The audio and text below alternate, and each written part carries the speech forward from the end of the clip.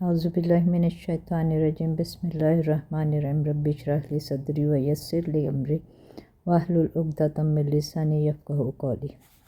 आज हम जो हदीस बयान करें किताबुश शहादात से, हदीस का नंबर है 2672। असर की नमाज के बाद झूठी कसम खाना। हमसे अली बिन अब्दुल्ला ने बयान किया, कहा हमसे जुरैर बिन अब्दुल हमीद ने बयान किया, आमिश से, इनसे अबू सालिया ने और इनसे अबू हुरैरा ने बयान किया कि नबी करीम सल्लल्लाहु अलैहि वसल्लम ने फरमाया, तीन तरह के लोग ऐसे हैं कि अल्लाह ताला इनसे बात भी ना करेगा, ना इनकी तरफ नज़र उठाकर देखेगा, ना उन्हें पाक करेगा, बल्कि उन्हें सख्त और दर्दनाक अजाब देगा। एक वो शख्स जो सफ़र में ज़रूरत से ज़्यादा पानी लिए जा रहा है और किसी मुसाफिर को पानी की ज़रूरत है और वो उसे ना दे। दूसरा वो शख्स जो किसी खलीफा अल मुस्लिमीन से बैत करे और सिर्फ़ दुनिया के लिए बैत करे कि जिससे इसने बैत की, अगर वो इसका मकसद पूरा कर दे तो ये भी वफ़ादारी से काम लेगा, वरना इसके साथ बैत और अहद के ख़िलाफ़ करेगा। तीसरा वो शख्स जो किसी से असर के बाद किसी सामान का भाव करे और अल्लाह की कसम खा ले कि इसे इसका इतना इतना रुपया मिल रहा था और ख़रीदार इस सामान को इस कसम की वजह से ले ले, हालांकि वो झूठा था। इस हदीस में तीनों गुनाह जो बयान किए गए हैं वो बहुत बुरे हैं। तीसरा जो गुनाह है, जो असर के बाद ऐसी कसम खाता है, बदतर गुनाह है कि दिन के इस आखिरी हिस्से में वो झूठ बोलने से बाज ना रह सका और तिजारत का माल उसने झूठ बोल कर बेचा। अब जो हदीस हम बयान कर रहे हैं उसका नंबर है 2694 और ये हदीस किताब सुलह से है और ये मियाँ बीवी के दरमियान सुलह करने के बारे में है।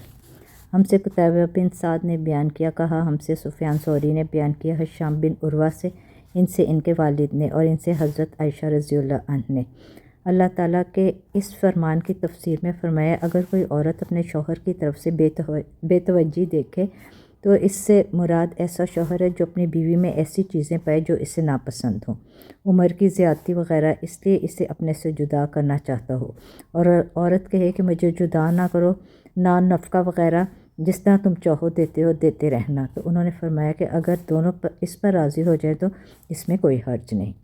अब अगली हदीस जिसका नंबर है 2707, ये किताब सुलह ही से है और लोगों में आपस में मिलाप कराना और इंसाफ करने की फजीलत। हमसे इसहाक़ बिन मंसूर ने बयान किया, कहा हमको अब्दुल रज़ाक़ ने ख़बर दी, कहा हमको मुअम्मर ने ख़बर दी, हमाम से और उनसे अबी हुरैरा रज़ियल्लाहु अन्हु ने बयान किया कि रसूलुल्लाह सल्लल्लाहु अलैहि वसल्लम ने फरमाया, इंसान के बदन के 360 जोड़ों में से हर जोड़ पर इस दिन का सदका वाजिब है जिसमें सूरज तुलू होता है, और लोगों के दरमियान इंसाफ करना भी एक सदका कहलाता है। अल्लाह ताला ने, यानी ये सदका वाजिब था कि लोगों के दरमियान अदल करने से भी अदा हो जाता है, गोया अल्लाह ताला की नेमतों का शुक्रिया भी है और लोगों के दरमियान इंसाफ भी किया जाता है, ये भी एक तरह का सदका है। अब अगली हदीस हम किताब शरूत में से बयान कर रहे हैं, मामलात में शर्तें लगाने का बयान।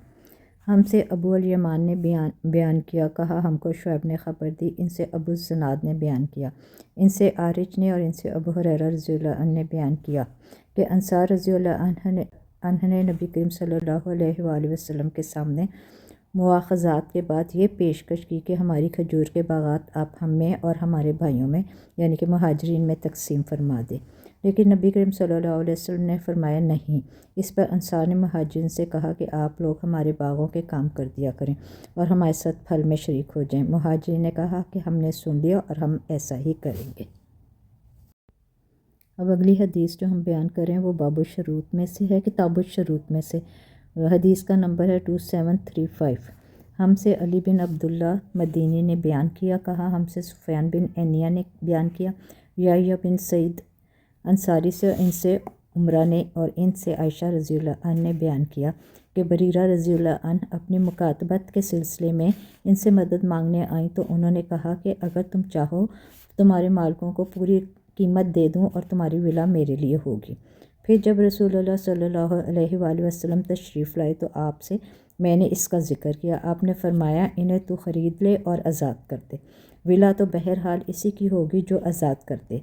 फिर रसूलुल्लाह सल्लल्लाहु अलैहि वसल्लम मिंबर पर तशरीफ़ लाए और फरमाया, ان لوگوں کو کیا ہو گیا جو ایسی شرطیں لگاتے ہیں جس کا کوئی ذکر کتاب اللہ میں نہیں ہے۔ جس نے بھی کوئی ایسی شرط لگائی جس کا ذکر کتاب اللہ میں نہ ہو تو خواہ وہ ایسی 100 شرطیں بھی لگا لیتے، اس سے ان کو اس سے کوئی فائدہ نہ اٹھائے گا۔